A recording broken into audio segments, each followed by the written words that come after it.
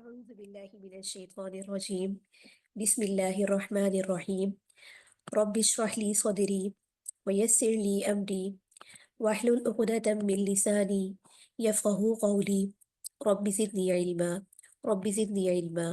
رب زدني علما آمین. السلام علیکم ورحمۃ اللہ وبرکاتہ.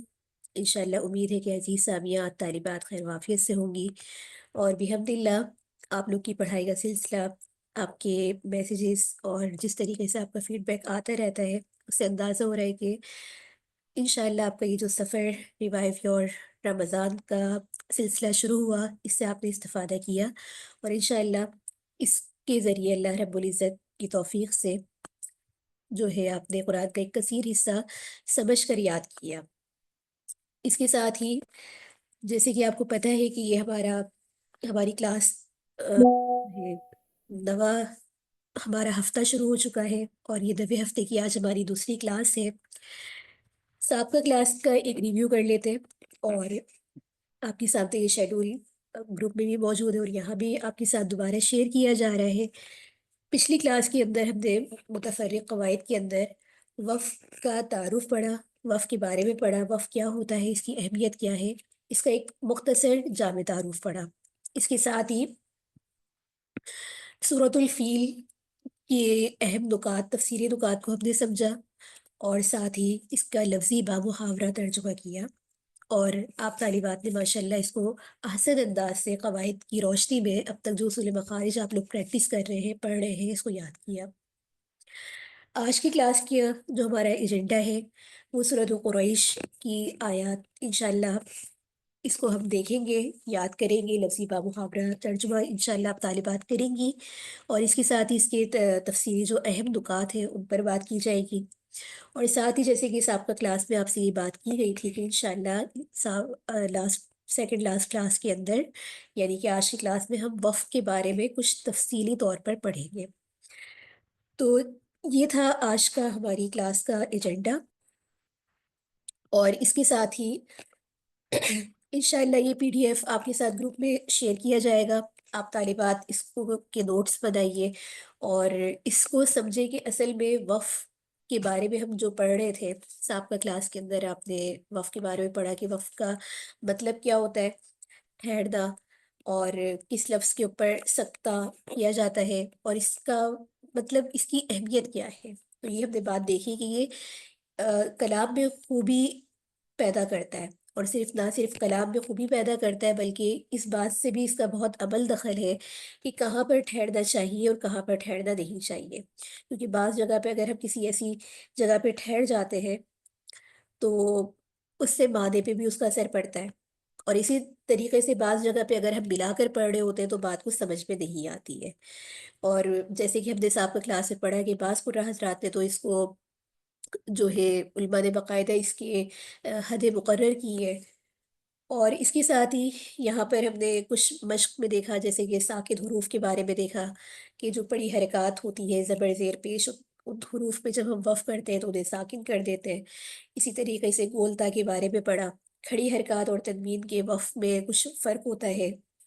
تو ان تمام چیزوں کو آپ لوگ نے جب پریکٹس کیا تو اس سے اندازہ ہوا ہوگا کہ اگر ہم کہیں بھی وقف کر رہے ہوتے ہیں، کہیں بھی ٹھہر رہے ہوتے ہیں، یا کہیں پہ کسی حرف کو ساکن کر رہے ہوتے ہیں، تو اس کا کوئی نہ کوئی قاعدہ ضرور ہوتا ہے۔ عموماً ہم جب بڑی صورتیں پڑھتے ہیں یا قرآن کریم کا جو ابتدائی حصہ پڑھ رہے ہوتے ہیں جس میں بڑی آیات آتی ہیں، تو ان میں ہم بالکل بھی اس بات کا خیال نہیں رکھ رہے ہوتے ہیں، پڑھتے جاتے جہاں سانس ٹوٹا پھر آگے سے پڑھنا شروع کر دیا، اور جہاں کوئی لفظ دیا ہے وہاں ٹھہر گئے، اس کو سابقہ سے دوبارہ وقف کر کے پڑھنا ہے، یا کہیں مجبوری میں سانس توڑنا ہے یا نہیں کرنا، ان کا ہم بالکل بھی خیال نہیں کرتے۔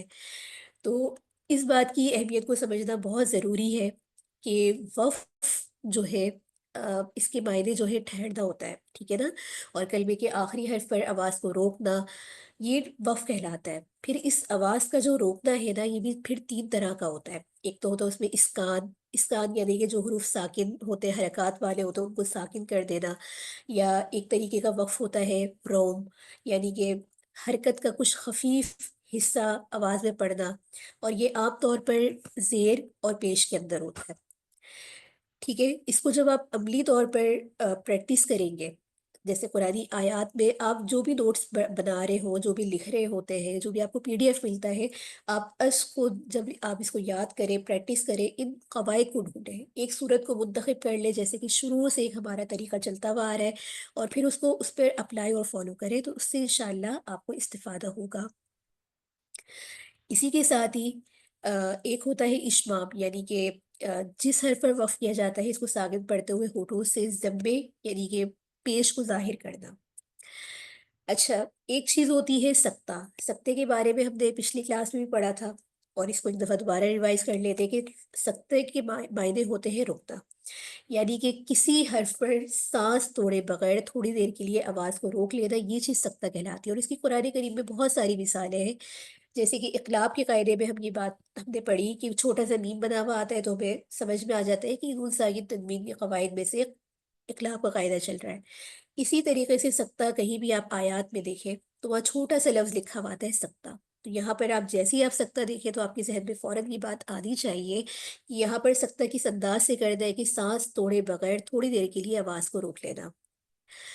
اس کے ساتھ ہی ایک چیز ہوتی ہے اعادہ۔ اچھا، میں آپ کو بہت ہی بیسک چیزیں بتا رہی ہوں، آپ کے نوٹس میں تو مزید چیزیں بھی ہیں، امثال بھی ہے، لیکن چونکہ ہمارا شروع سے یہ منہج رہا ہے کہ ہم آسان چیزوں کو سے اپنی پریکٹس کو جو ہے جاری کرتے ہیں۔ جب آپ کو آسان چیزیں سمجھ میں آ جائیں گی تو پھر اس کے ساتھ جو دوسرا مرحلہ ہے تو آپ کو اس کو سمجھنا آسان ہو جاتا ہے۔ ایک چیز ہوتی ہے اعادہ کرنا، یعنی کہ لغوی معنی ہوتا ہے اعادے کرنے کا، لوٹنا، اور اصلاح تجوید میں کہتے ہیں کہ اگر ہم کسی لفظ پہ وقف پڑھتے ہیں تو اپنے سے پہلے والے کلمے کو لوٹا کر پڑھنا۔ اس کی بہت ساری قرآن کریم میں جیسے مثالیں آ جاتی ہیں، یعنی کہ آپ کہیں بھی جیسے وقف کر رہے ہیں لِإِيلَافِ، یہ تو بہت مختصر سی آیات ہے، لِإِيلَافِ قُرَيْشٍ إِيلَافِهِمْ رِحْلَةَ الشِّتَاءِ رِحْلَةَ الشِّتَاءِ۔ اس طرح سے اگر آپ نے وقف کر دیا مجبوری میں، پھر اس لفظ سے دوبارہ پلٹ کر آپ نے پچھلے لفظ سے پلٹ کر دوبارہ آگے کے لفظ کو پڑھنا، یہ چیز کہلاتی ہے اعادہ۔ ٹھیک ہے، اس کے ساتھ ہی ایک چیز ہم اس میں اور جو دیکھ رہے ہوتے ہیں کہ پھر وقف کی بھی نا دو قسمیں ہوتی ہیں۔ اگر ہم بیسک اس پر دیکھیں کہ وقف کتنی قسموں پر ہے، تو ایک ہوتا ہے کیفیت وقف اور ایک ہوتا ہے محل وقف۔ کیفیت وقف یعنی کہ اس کی کافی ساری صورتیں ہوتی ہیں، جیسے کہ ساکن ہوگا یا کوئی بھی حرف یا تو ساکن ہوگا یا متحرک ہوگا، تو اس میں پھر ہم نے کس طریقے سے الفاظ کو ادا کرنا ہے، اس کی ہم نے سابقہ کلاس کے اندر پریکٹس کی، جیسے کہ زبر زیر پیش والے حروف کو تو ہم ساکن کر دیتے ہیں، ٹھیک ہے، جیسے رسول، آگے وقف رسول، اس طریقے سے وقف کر دیا، متحرک ہے تو اس کی حرکت کے مطابق، یا گولتا کو جو ہے ہاتھ سے بدلنے والی کیفیت بھی اسی میں آ جاتی ہے، کیفیت ہے، یہ ساری چیزیں کیفیت کے اندر ہے، ٹھیک ہے۔ ایک ہوتا ہے محل وقف۔ محل وقف یعنی کہ کسی کلمے پر وقف کرنا چاہیے اور کس پر نہیں کرنا چاہیے۔ اب یہ تو پتہ ہے کہ بھئی وقف کیا چیز ہے، وقف کی ضرورت کیا ہے، کن حروف پہ کیسے وقف کیا جائے گا، لیکن کس پر وقف کرنا ہے اور کس پر وقف نہیں کرنا، یہ اس کی چار قسم ہوتی ہے، ٹھیک ہے۔ ایک تو ہوتا ہے وقف تام، وقف کافی، وقف حسن، وقف کبھی۔ جی بالکل، اس کو نوٹ ڈاؤن کر لیں، وقف تام، وقف کافی، وقف حسن، وقف کبھی۔ تو وقف تام یہ ہوتا ہے کہ جس کلمے پر وقف کیا جائے اس کا اپنے بعد والے سے کوئی تعلق، کوئی لفظی نہ ہو، کوئی لفظی کوئی معنی کے اعتبار سے کوئی تعلق نہ ہو، جیسے کہ اولئک هم المفلحون۔ اب یہاں پہ وقف کر رہے ہیں، نہ تو اس کا کوئی کلمے سے تعلق ہے، نہ کوئی لفظی نہ معنوی، یہ مکمل ایک وقف ہے۔ وقف کافی کے اندر یہ ہوتا ہے کہ اپنے بعد والے کلمے سے اس کا معنوی تعلق ہوتا ہے مگر لفظ کے ساتھ کوئی تعلق نہیں ہوتا، جیسے وَبِالْآخِرَةِ هُمْ يُوقِنُونَ، وَبِالْآخِرَةِ، اب آخرت اگر ہم یہ ہم یوقنون پہ جیسے وقف کر رہے ہیں تو یہاں پر اس کا تعلق جو ہے اپنے بعد والے کلمے سے جو ہے معنی کے اعتبار سے ہے، لفظ کے اعتبار سے نہیں ہے۔ جیسے المفلحون پر وقف کر کے اب ہم ان الذین سے یؤمنون پر وقف کر کے اولئک سے ابتدا کر دیں گے، تو یہ قرآن کریم کی آیات ہے، جب آپ اس کو پریکٹس کرتے ہیں تو آپ کے انشاءاللہ ذہن میں آئے گی۔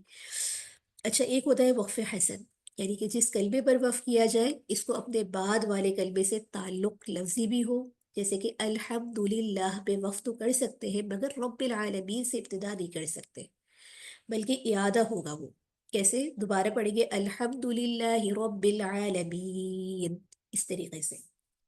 تو یہاں ان مثالوں کو، اچھا ایک اور پہلے وقف کبھی بھی پڑھ لیتے۔ وقف کبھی یعنی کہ جس کلمے پر وقف کیا جائے اس کو اپنے بعد والے کلمے سے لفظی معنی کے اعتبار سے بھی اور لفظ کے اعتبار سے بھی دو دو طرح کا تعلق ہو، جیسے بسم اللہ پر بسم اگر ہم پڑھیں، اور الحمدللہ میں الحب پر، اور جیسے مالک یوم الدین میں مالک پہ وقف کرنا، تو یہ وقف کرنا جائز نہیں ہے۔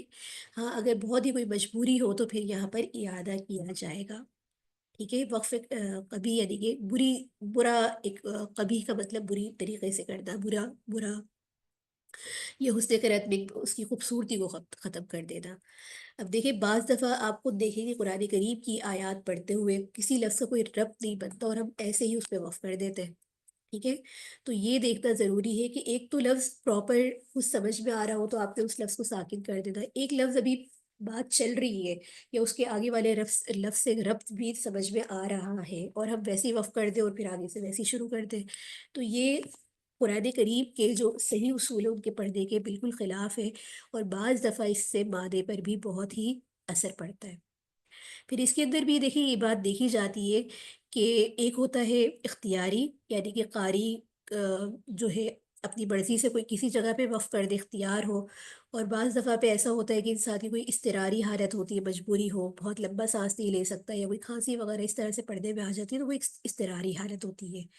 ایک ہوتا ہے اختباری، ایک اوپر تھا اختیاری یعنی کہ خود ہمارے اس پہ اختیار ہوتا ہے کہ ہم اس پہ وقف کریں، اور ایک ہوتا ہے اختباری۔ تو یہاں پر جیسے کسی سے کہا جائے کہ یہ اس کو کیسے پڑھنا ہے، یہاں پر ٹھہر جائے، تو یہ تمام اس طرح سے صورتیں ہوتی ہے وقف کرنے کی، اور اس میں بہت زیادہ تفصیل بھی لکھی گئی ہے۔ اس کے لیے ضروری یہ ہے کہ آپ نے اگر اس کا بیسک تعارف سمجھ میں آ گیا ہے نا، اب قرآن کریم کے پیچھے جو رموز و اوقاف لکھے ہوئے ہوتے ہیں آپ ان کو ضرور پڑھا کریں۔ وہ بعض طالبات کو یہ والا مسئلہ ہوتا ہے کہ وہ تو بہت مشکل سمجھ میں نہیں آتے یا ہم بھول جاتے ہیں، جیسے جیم لکھا ہوا آ رہا ہے یا واؤ لکھا ہوا آ رہا ہے، تو ہم وہاں پہ کیا کریں؟ تو دیکھیں آپ ایک چیز کو جو ہے جیسے آپ نے پریکٹس کر رہے ہیں نا، پریکٹس ہمیشہ ایک دو الفاظ سے کی جاتی ہے، تو اس میں آپ یہ کریں کہ کم از کم ایک، جیسے آپ نے جیپ کی مثال لے لی، پورے پورے ایک پیج پہ آپ ڈھونڈیں کہ جیپ کہاں کہاں پر ہے، تو وہاں پر آپ پہلے پیچھے پلٹ کے دیکھیں اچھا جیپ کا قاعدہ کیا ہے، وقف جائز ہے، وقف یا ناجائز ہے، یا وقف تاب ہے، یا بی پہ لازمی آپ نے ٹھہرنا ہے، تو اس طریقے سے کر کے آپ اس کی پریکٹس کریں تاکہ کم از کم آپ کو یہ بات پتا ہو کہ یہاں پر میں نے کتنا ملا کر پڑھنا ہے، یہاں پہ ٹھہرنا ہے، یہاں پر جو ہے ملا کر پڑھنا یا نہ پڑھنا دونوں طریقے سے جائز ہونا ہے، جائز ہے۔ اس کے ساتھ ہی اس بات کا خیال ضرور رکھیے کہ جب آپ قرآن کریم پڑھ رہے ہوتے تو یہ نہیں ہے کہ آپ کہیں بھی پڑھتے ہوئے اپنی مرضی سے ٹھہر جائیں، بلکہ اس میں کچھ قاعدے، کچھ رولز وغیرہ کو ہمیں فالو کرنا پڑتا ہے، اور جب تک آپ رولز کو فالو نہیں کریں گے، اپلائی نہیں کریں گے، تو اس طریقے سے آپ کو کچھ سمجھ میں آئے گا بھی نہیں، ٹھیک ہے۔ تو یہ چیزیں ہوتی ہیں کہ جو چیز آپ پڑھ رہے ہیں اس کو بار بار پریکٹس کرنا، پریکٹس سے قواعد ہمیشہ پختہ ہوتے ہیں، یاد ہوتے ہیں، اور اس کو سمجھ میں جب بھی آتا ہے، چاہے وہ نون ساکن تنوین کے قاعدے ہو، چاہے وہ لفظ اللہ اور اللہم کے قاعدے ہو، چاہے وہ میم ساکن کے قاعدے ہو، تو ان چیزوں کو کبھی بھی آپ رٹا لگا کے یاد نہیں کر سکتے، بلکہ اس کے لیے پریکٹس اور اس پہ تھوڑا سا آپ کا تدبر اور تفکر کی بہت زیادہ ضرورت ہے، ٹھیک ہے۔ یہاں تک جو ہمارا وقف کا بیان تھا وہ بحمد اللہ مکمل ہے، چونکہ آپ لوگ ماشاءاللہ ایک کلاس میں اس کا ایک مختصر تعارف ویسے ہی پڑھ چکے ہیں، اور امید ہے کہ یہاں تک بھی آپ کو بات جو ہے سمجھ میں آئی ہوگی۔ یہاں تک اگر آپ کو کوئی سوال ہے تو آپ ابھی کر سکتے ہیں، اور اس کے علاوہ آپ گروپ پہ بھی جب پریکٹس کریں ضرور کیجیے۔ انشاءاللہ اگلی کلاس میں کوشش ہوگی کہ آپ کے لیے جو ہے کچھ ریکارڈنگس وغیرہ جو ہے عرب قرآن حضرات کی دی جائے، بردہ بصورت دیگر آپ اسی کو بار بار ریوائز کریں، پریکٹس کریں، الفاظ کو ڈھونڈیں اور اس پہ نشان لگائیں، اپنے نوٹس بنائیے جو آپ کو دا ریوائول کی طرف سے بکلیٹ فراہم کی گئی ہے، تو انشاءاللہ اس سے آپ کو استفادہ ہوگا۔ یہاں تک تجوید کے حوالے سے میری بات مکمل ہوتی ہے۔ اب انشاءاللہ ہم نے آج جو ہے سورہ قریش شروع کر دی ہے، پہلے اس کا وہی منہج ہوگا، لفظی اور بامحاورہ ترجمہ، اور اس کے بعد آپ لوگ اس کو ورک شیٹ سے کریں گے، اور اس کے بعد انشاءاللہ وہی پروسیس ہمارا ہوگا. جزاک اللہ خیر.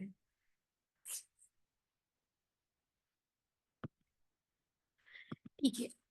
آپ کے ساتھ یہ اسکرین شیئر کی جا رہی ہے اور صورت شروع کرتے ہیں. آپ اس کو اپنی نوٹ بک میں جو ہے اس کو ضرور اس میں دیکھیے، جو آپ کو یہ ورک شیٹ دی گئی ہے نا یہاں پر، اپنے ترجمے کو آپ اس میں اچھے طریقے سے دیکھیں، یاد کریں. اور اب ماشاء اللہ آپ کی ترجمے کی اسکل بہت امپروو ہوئی ہے. کافی الفاظ جو آپ لوگ پیچھے پڑ چکے ہیں، یہ نظر آتا ہے کہ ماشاء اللہ اب آپ کو الفاظ کے معنی یاد ہو گئے.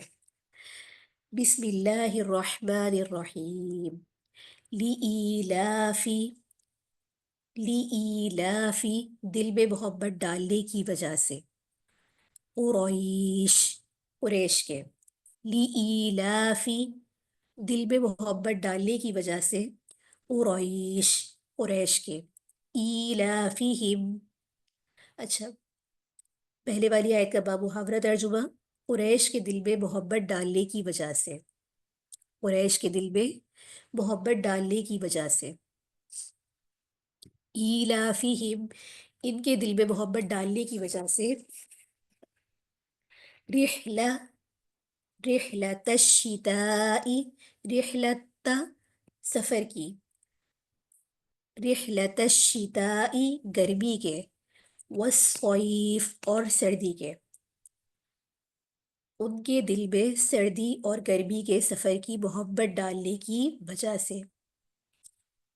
ان کے دل میں سردی اور گرمی کے سفر کی محبت ڈالنے کی وجہ سے. فَلْيَعْبُدُوا تو ان پر لازم ہے کہ وہ عبادت کرے. تو بس ان کو چاہیے کہ وہ عبادت کرے. رب، رب کی. هذا البیت اس گھر کی. هذا البیت اس گھر کی. تو ان پر لازم ہے کہ اس گھر کے رب کی عبادت کرے. تو ان پر لازم ہے کہ اس گھر کے رب کی عبادت کرے. الذی وہ جس نے اطعمہم کھانا کھلایا ان کو. کھانا کھلایا ان کو من جوع. یہاں دیکھیے قواعد کو بھی فالو کریں کہ نون ساکن تنوین کی یا دیگر قواعد میں سے کون سا قاعدہ لگ رہا ہے. بھوک میں. من جوع بھوک میں. وآمنہم اور امن دیا ان کو. من خوف خوف سے. خوف سے. الذی وہ جس نے اطعمہم کھانا کھلایا ان کو. من جوع بھوک میں. وآمنہم اور امن دیا ان کو. من خوف خوف سے. جس نے انہیں بھوک میں کھانے کو دیا اور ان کو خوف سے امن دیا. جس نے انہیں بھوک میں کھانے کو دیا اور ان کو خوف سے امن دیا. مختصر صورت ہے. اور یہ والی صورتیں کچھ اس طرح کی ہے کہ ہم ماشاءاللہ بچپن سے پڑھتے ہوئے سنتے ہوئے آ رہے ہوتے ہیں، تو کافی الفاظ ہمیں سمجھ میں بھی آ رہے ہوتے ہیں اور ہم اس کو اسٹوری کی طرح پڑھا ہوتا ہے. تو اب آپ لوگ خود اس کا ترجمہ کریں، اپنی ورک شیٹ اوپن کریں جب تک کے لیے ریکارڈنگ روک دی جاتی ہے. ماشاء اللہ، بارک اللہ فیک، احسنتی، ماشاء اللہ. اللہ پاک آپ لوگ کے علم میں اضافہ فرمائے. اچھا، یہ صورت کی اتنی زیادہ تفسیر نہیں ہے کیونکہ سابقہ صورت میں ہم نے جیسے کہ سورۃ الفیل واقعہ پڑھا اور اس کا پورا ایک جو اللہ تعالیٰ نے ان کو عظمت عطا فرمائی قریش کو، ہم نے اس کے بارے میں پڑھا. یہ صورت اسی کا ایک ربط ہے.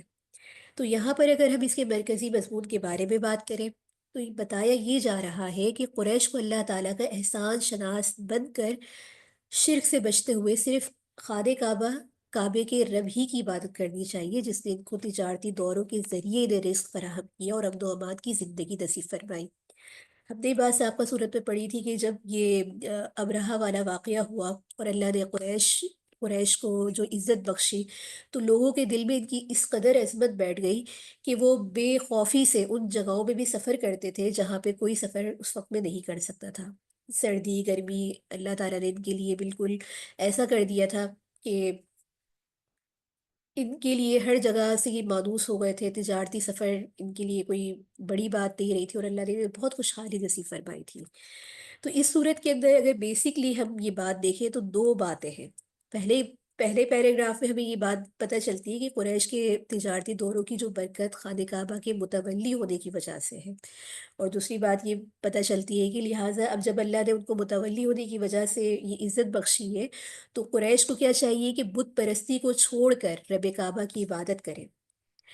تو زمان نزول کے اعتبار سے یہ دیکھا جائے تو یہ بالکل صورت الفیل کے قریب ہی یہ صورت ابتدائی دور میں نازل ہوئی، اور اس میں جو قریش کو جو ان کی احسان فراموشی کو چھوڑنے کا اور احسان شناسی کا سبق دیا جا رہا ہے۔ یہاں پر یہ بات دیکھنے والی ہے کہ جیسے فرمایا جا رہا ہے ایلاف، ایلاف کا مطلب ہوتا ہے مانوسیت، وابستگی۔ تو رحلت الشتاء والصیف یعنی کہ سردی اور گرمیوں کا تجارتی سفر، سردیوں میں یمن کی جانب، اور جنوبی سفر جو ہے وہ گرمیوں میں شام کی جانب شمالی سفر کرتے تھے۔ تو مکہ میں دیکھا جائے تو ایک جو ہے بہت ہی بے آب و گیاری تھی، نہ یہاں پر زراعت تھی، نہ کوئی صنعت تھی۔ تو اہل مکہ کی جو معیشت کا سارا دار و مدار تھا وہ تجارت پر موقوف تھا۔ تو حضرت ابراہیم علیہ السلام نے ان کے رزق کے لیے دعا کی تھی، اسی گھر کی بدولت اللہ تعالیٰ نے ان پر بھوک فاقہ کشی سے ان کو محفوظ رکھا، صحرائے عرب سے غیر محفوظ ماحول بنا کر ان کو امن عطا فرمایا۔ اور یہاں پر یہ بھی بتایا جا رہا ہے کہ قریش مکہ کی ساری فضیلت، تجارتی ساکھ، دنیاوی خوشحالی، خانہ کعبہ کے متولی ہونے کی وجہ سے۔ تو اللہ کا قریش پر یہ احسان تھا کہ اس نے سردیوں میں یمن کی طرف اور گرمیوں میں شام کے تجارتی سفر سے انہیں مانوس کر دیا، اور پھر لوگ اسی فضیلت کی وجہ سے ان سے لین دین کیا کرتے تھے۔ خانہ کعبہ کی وجہ سے قریش بھوک قحط سالی سے محفوظ تھے، ان کے تجارتی راستے محفوظ تھے۔ تو قریش کو احسان فراموشی اور بت پرستی کو چھوڑ کر خانہ کعبہ کے رب واحد کی بندگی اور اطاعت کرنی چاہیے۔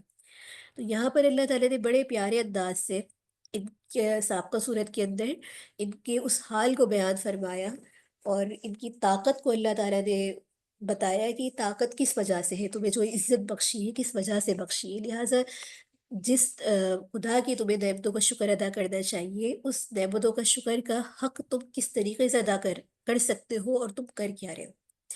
اس کے ساتھ ہی آگے جو ہے اس پیراگراف میں یہاں پر اگر ہم دیکھیں کہ ایلافہم رحلۃ الشتاء والصیف، تو یہاں پر بتایا جا رہا ہے کہ اللہ تعالیٰ نے قریش سے کعبہ کو، خانہ کعبہ کا جو متولی بنا کر مکہ جو ہے ایک وادی کے اندر ان کو پرامن مقام کے اندر تجارتی مراکز بنا کے دیے، موسم سرما ہو موسم گرما ہو، یہ ان کو تجارت کی سہولت فراہم دی۔ تو ان کو ان تمام چیزوں کا احترام کرتے ہوئے انہیں چاہیے کیا تھا کہ احسان فراموشی کو چھوڑ کر جو ہے اللہ کی بندگی کرے، لیکن انہوں نے کیا کیا کہ بت پرستی کرنے لگ گئے، اور اللہ تعالیٰ ان کی احسانات ان کو یاد دلا رہے ہیں کہ فَلْيَعْبُدُوا رَبَّ هَذَا الْبَيْتِ، لہٰذا انہیں کیا چاہیے کہ اپنے رب کی عبادت کرے، الَّذِي أَطْعَمَهُم مِّن جُوعٍ، کہ جس نے انہیں بھوک قحط سے بچا کر، خوف سے بچا کر امن عطا فرمایا۔ تو یہاں پر یہی بات، اس کا خلاصہ یہی ہے کہ احسان شناسی کا تقاضا یہی ہے کہ قریش شرک کو چھوڑ کر توحید اختیار کریں اور اللہ کی خالص بندگی کریں، جس نے انہیں رزق فراہم عطا فرمایا، امن و امان عطا فرمایا۔ تو لہٰذا یہ بہت بڑی نعمت ہے، اور دیکھیے پورے قرآن کا ایک کثیر حصہ توحید دعوت پر ہی جو ہے اس کا حصہ جو ہے مشتمل ہے۔ اس کی وجہ یہی ہے کہ جب عقائد انسان کا ٹھیک ہوگے تو اس کے اوپر جو بھی منزل کھڑی ہوگی وہ بہتر اور احسن کھڑی ہوگی۔ جب آپ کا عقیدہ ہی ٹھیک نہیں ہے، عقیدے کے اندر ہی گڑبڑ ہے، تو آپ جتنے بھی اچھے کام کر لیں، جتنے بھی نیک کام کر لیں، وہ بلڈنگ آپ کی کبھی بھی مضبوط نہیں ہو سکتی۔ تو یہاں پر اس بات کا اگر ہم پورے قرآن پہ دیکھیں اور صرف ایک بات پہ دیکھیں کہ کیا ہمارا عقیدہ اللہ رب العزت کے بنائے ہوئے اس طریقے کے مطابق ہے، اس طریقے کے بتائے ہوئے کے مطابق ہے کہ جس کے ذریعے ہم اللہ رب العزت کے اپنے قرب کو حاصل کر سکتے ہیں، اللہ کے قرب کو حاصل کر سکتے ہیں، کیا ہمارا عقیدہ ہمیں اس طرف لے کے جا رہا ہے، یا ہمارا عقیدہ ایسا ہو چکا ہے کہ وہ اللہ سے ہمیں مزید دور کر رہا ہے۔ تو یہ بہت دیکھنے کی بات ہے۔ تو یہاں پر قریش کی جو فضیلت سارے عرب پر ہے، یہ اس صورت میں اس بات کی طرف بھی اشارہ ہے، جیسے کہ حدیث میں بھی یہ بات آتی ہے بخاری مسلم شریف کی روایت ہے حضرت جابر رضی اللہ تعالیٰ عنہ سے کہ آپ صلی اللہ علیہ وآلہ وسلم نے فرمایا کہ تمام آدمی قریش کے تابع ہیں خیر و شر میں۔ اس کے ساتھ ہی یہاں پر اس شہر کو اللہ تعالیٰ حضرت خلیل جو ہے ابراہیم علیہ السلام نے اس شہر کو پرامن بنانے کے لیے جو دعا فرمائی تھی، اور اہل مکہ کو اس کا ثمر یہ ملا کہ اللہ نے ان کو رزق فرمایا کہ ارزق اہلہ من الثمرات۔ تو ان تمام چیزوں کا دیکھیے تقاضا کیا ہے کہ جس رب نے ان کو یہ ساری نعمتیں عطا فرمائی ہیں تو اس رب کی نعمتوں کا شکر بجا لے کر آئے، بجائے یہ کہ ہم اگر ان نعمتوں کا غلط استعمال کرتے ہیں، چاہے وہ جسمانی طور پر ہو چاہے وہ مالی طور پر ہو، اپنی طاقت کو ہم ان چیزوں کے اندر صرف کرتے ہیں جو اللہ کی نافرمانیوں کے وجہ سے ہم اس وبال میں پڑ سکتے ہیں، تو یہ بہت بڑی بدنصیبی ہے۔ تو یہ دیکھنے کی بات ہے کہ ہمیں جو اللہ تعالیٰ نے نعمتیں عطا فرمائی ہیں، کیا ہم ان کا حق اللہ کی نعمتوں کے مطابق، اللہ کے احکامات کے مطابق ادا کر رہے ہیں، یا اللہ کی نافرمانیوں میں اپنی تمام نعمتوں کو لگا رہے ہیں، چاہے وہ آپ جسمانی طور پر ہو، چاہے وہ اپنا مال ہو، چاہے آپ اپنی اولاد کی اس نہج پر پرورش کریں کہ وہ یا تو اللہ کا کلمہ بلند کرنے والی ہوگی، یا پھر ان شیاطین یا طاغوت کے معاون ہوں گے جو کہ معاشرے کے اندر، دین کے اندر جو ہے بگاڑ پیدا کرنے والے ہوں۔ تو یہ بہت دیکھنے کی بات ہے، یہ بہت اہم نکتہ ہے۔ اس صورت کو اگر ہم اپنی زندگی کے اوپر رکھیں اور اس میں دیکھیں کہ ہمارے لیے دور حاضر کے اندر ہمیں کیا کیا چیلنجز ہیں، اور ہماری طاقتیں جو اللہ نے دی ہے کہاں صرف ہو رہی ہیں، اور اللہ کی دی ہوئی نعمتوں کو ہم کس طریقے سے استعمال کر رہے ہیں، جو اللہ نے ہمیں نعمتیں دی ہیں، ایک ملک دیا ہے، ہم اس کو کیسے استعمال کر رہے ہیں۔ تو یہ بہت بڑی بات ہے کہ قریش کی جو ہے ان کو یاد دلوایا جا رہا ہے، لہٰذا یہ ہمارے اوپر بھی بات لاگو ہوتی ہے کہ اللہ نے ہمیں امت محمدیہ سے بنایا، اور اس کے بعد اللہ نے ہمیں ایمان کی دولت نصیب فرمائی، سمجھ بوجھ عطا فرمائی، اور اس کے باوجود ہم ان نعمتوں کو کہاں کہاں پر استعمال کر رہے ہیں، اللہ کے لیے استعمال کر رہے ہیں یا اللہ ہی کے خلاف استعمال کر رہے ہیں۔ اس کے ساتھ ہی یہاں پر یہ جو آیت ہے الذی اطعمہم من جوع وآمنہم من خوف، تو اس میں دیکھا جائے، اس میں قریش مکہ کے لیے دنیا کی ان تمام عظیم نعمتوں کو جمع فرما دیا جو انسان کو خوش عیش رہنے کے لیے ضروری ہے۔ اطعمہم من جوع میں کھانے پینے کی ضروریات داخل ہے، اور آمنہم من خوف میں دشمن اور ڈاکو کے خوف سے معمون ہونا بھی شامل ہے، اور آخرت کے عذاب سے بھی معمون ہونا شامل ہے۔ لہٰذا انسان جب اللہ کی نعمتوں کی شکر گزاری کرے گا، اللہ کے لیے استعمال کرے گا، تو اس میں حافظ جو ہے ابن کثیر رحمۃ اللہ فرماتے ہیں کہ جو شخص اس آیت کے حکم کے مطابق اللہ کی عبادت کرے تو اللہ تعالیٰ اس کے لیے دنیا میں بھی امن اور بے خوف اور خطر رہنے کا سامان فرما دیتے ہیں، اور آخرت میں بھی۔ اور جو شخص اس سے انحراف کرے، اس سے یہ دونوں قسم کے امن جو ہے سلب کر دیے جاتے ہیں، چھین دیے جاتے ہیں۔ آپ دیکھیں کہ اکثر ایسی قومیں جن میں جو ہے اللہ کی نعمتوں کا شکر ادا نہیں کرتے، انہوں نے بے راہ روی کی راہ اختیار کر لی ہوتی ہے، اندر سے وہ بہت ڈری ہوئی قومیں ہوتی ہیں، بہت ڈری ہوئی قومیں ہوتی ہیں۔ آپ یہود و نصاروں کو دیکھ لیں، آپ ان کے پاس جتنی بھی پاور ہو، اتھارٹی ہو، لیکن یہ بہت اندر سے ڈرے ہوئے لوگ ہوتے ہیں۔ ان میں وہ ایمان نہ ہونے کی وجہ سے وہ جو ایک لیڈر پیدا ہوتا ہے نا، ایک جو مومن کی شان ہے، یہ اس سے خالی ہوتے ہیں۔ اور یہ بات قرآن کریم میں بھی یہ اسلوب فرمائے کہ ضرب اللہ مثلا قرية كانت آمنة مطمئنة يأتيها الآخری۔ اس آیت کا مطلب بھی یہی ہے کہ یعنی کہ اللہ تعالیٰ نے ایک مثال بیان فرمائی ایک بستی کی جو معمون اور محفوظ اور ہر خطرے سے مطمئن تھی، ان کا رزق ہر جگہ سے وافر آ جاتا تھا۔ پھر اس بستی والوں نے اللہ کے انعامات کی ناشکری کی تو اللہ نے ان کو بھوک خوف کی پریشانی میں مبتلا کر دیا، اور ان کی کرتوتوں کی بنا پر۔ دیکھیں یہ بہت بڑی بات ہے، یہ بہت اہم پوائنٹ ہے، اس کو لکھ لیں، اس کو سمجھ لیں کہ اگر انسان اللہ تعالیٰ کی نعمتوں اور انعامات کی ناشکری کرتا ہے تو اللہ تعالیٰ کس طریقے سے مبتلا کرتے ہیں ان کو، بھوک خوف پریشانی۔ بعض دفعہ رزق ہوتے ساتھ بھی آپ نے دیکھا ہے کہ لوگ پریشان رہتے ہیں، انہیں اگلے وقت کی فکر ہوتی ہے کہ پتہ نہیں اگلے وقت میں ہم نے یہ جمع کر دیا وہ جمع کر دیا، ان کی زندگی سے اب دو اماد خالی ہو جاتا ہے۔ اس کی وجہ یہی ہے کہ ہر چیز ہوتے ہوئے بھی اس ناشکری کا وبال اتنا زیادہ ہے کہ ہر وقت خوف پریشانی کے عالم میں مبتلا رہتے ہیں۔ بہت سے لوگ آپ اپنی زندگی میں ایسے دیکھیں گے، اور خدا نخواستہ اگر یہ ہمارے اندر بھی یہ عمل ہے تو ہمیں اس کی جو ہے تصحیح کی ضرورت ہے، کہ انسان ہماری جو فکریں ہیں وہ کس وجہ سے ہے، کس کے لیے ہے۔ صبح اٹھتی ہماری فکر کیا ہوتی ہے؟ آیا کہ آپ اللہ کی دیوی نعمتوں کے شکر کی وجہ سے آپ کا دل مطمئن ہے، آپ کی زندگی میں اطمینان و امن ہے، یا پھر ہر چیز ہوتے ساتھ بھی ایک کیفیت پریشانی ہے، آگے مستقبل کی پریشانیاں ہیں؟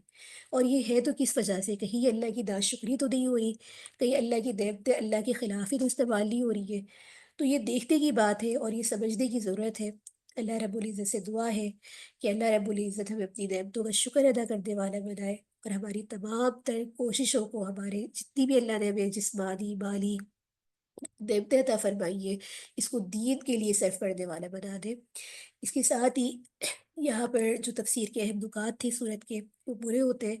اگر آپ کا یہاں پر کوئی بھی سوال ہے تو آپ لوگ یہاں پر لکھ کے بھیج دیجیے، ورنہ ہم آگے چلتے ہیں۔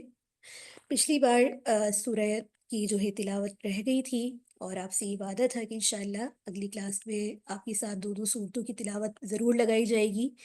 یہ صورت اگرچہ ہم بہت دفعہ پڑھ بھی چکے ہیں، یاد بھی ہوگی، لیکن اس کو بخارش کے ساتھ، اصول بخارش کے تحت، اور اب تک آپ نے جتنے بھی قواعد پڑھے ہیں نا، ان کو دیکھتے ہوئے آپ اس میں قواعد کو سرچ بھی کریں، اپنے نوٹس بنائیے، اور اس میں اصول بخارش پر فوکس کریں، ٹھیک ہے؟ اس کے ساتھ آپ کے ساتھ پہلے سورہ، دونوں صورتیں لگا دیتے ہیں، سورہ فیل، ٹھیک ہے؟ یہ آپ کے ساتھ میں اسکرین شیئر کرتی ہوں۔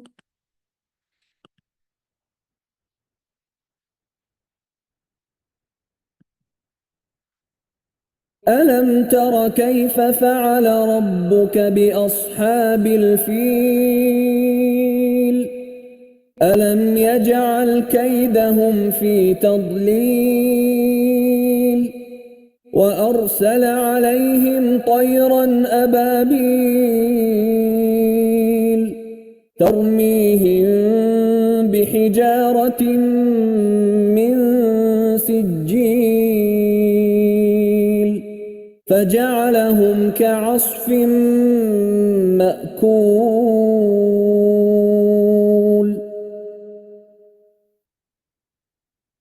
ألم تر كيف فعل ربك بأصحاب الفيل ألم يجعل كيدهم في تضليل وأرسل عليهم طيرا أبابيل ترميهم بحجارة من سجيل فجعلهم كعصف مأكول ٹائم لگا رہی ہوں اس سورت کو۔ ألم تر كيف فعل ربك بأصحاب الفيل ألم يجعل كيدهم في تضليل وأرسل عليهم طيرا أبابيل ترميهم بحجارة من سجيل فجعلهم كعصف مأكول ألم تر كيف فعل ربك بأصحاب الفيل ألم يجعل كيدهم في تضليل وأرسل عليهم طيرا أبابيل ترميهم بحجارة من سجيل فجعلهم كعصف مأكول آج کی صورت کی تلاوت لگائی جا رہی ہے، الفاظ پر فوکس رکھیے پلیز۔ لإيلاف قريش إيلافهم رحلة الشتاء والصيف فليعبدوا رب هذا البيت الذي أطعمهم من جوع وآمنهم من خوف لإيلاف قريش إيلافهم رحلة الشتاء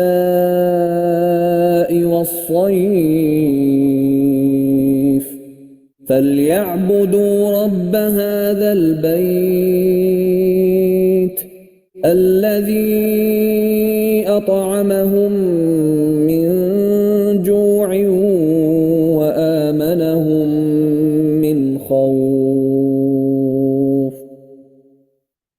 إيلاف قريش إيلافهم رحلة الشتاء والصيف فليعبدوا رب هذا البيت الذي أطعمهم من جوع وآمنهم من خوف لیکن لاسٹ ٹائم لگائی جا رہی تلاوت. لإيلاف قريش إيلافهم رحلة الشتاء والصيف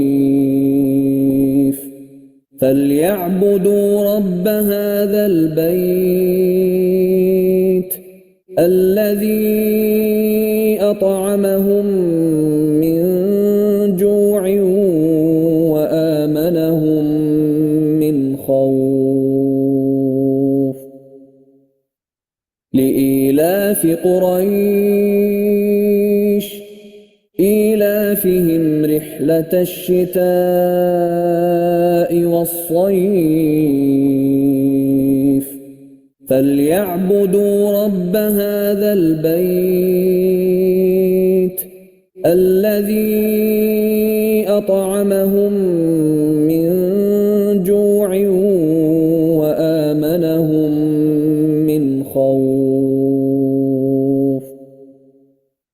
لإيلاف قريش إيلافهم رحلة الشتاء والصيف فليعبدوا رب هذا البيت الذي أطعمهم من جوع وآمنهم من خوف.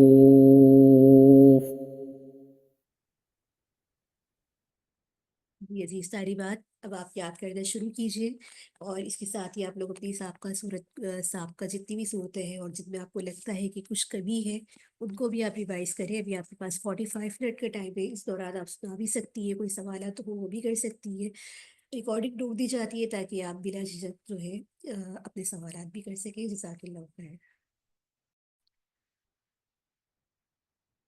ماشاء اللہ، بارک اللہ فیک، احسنتی ماشاء اللہ. اللہ رب العزت آپ لوگ کے علم میں اضافہ فرمائے، اور جس مقصد کے لیے آپ لوگ یہاں پر سن رہے ہیں، جمع ہیں، پڑھ رہے ہیں، اللہ رب العزت آپ کے مقصد میں آپ کو اعلیٰ طریقے سے کامیاب فرمائے. دی ریوائول کی پوری ٹیم کو اپنی دعاؤں میں یاد رکھیے. سبحانک اللہم و بحمدک، نشہد ان لا الہ الا انت، نستغفرک و اتوب الیک. آمین. السلام علیکم ورحمۃ اللہ وبرکاتہ.